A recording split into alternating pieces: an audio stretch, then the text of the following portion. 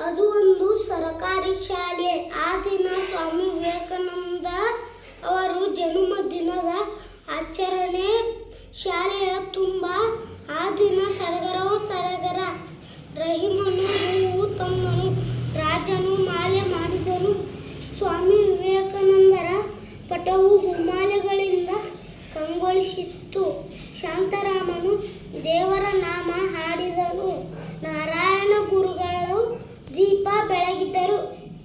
ರೂಪ, ದೀಪ, ಫಾತಿಮಾ, ನಿಸಾರ್ ಹಾಗೂ ಸೀತಾ ಆ ದಿನದ ಆಚರಣೆ ಕುರಿತು ಭಾಷಣ ಮಾಡಿದರು. ಸಹನಾ ಕಥೆ ಹೇಳಿದಳು. ರಜನಿ ತಾನೇ ಬರೆದ ಕವಿತೆ ಓದಿದಳು.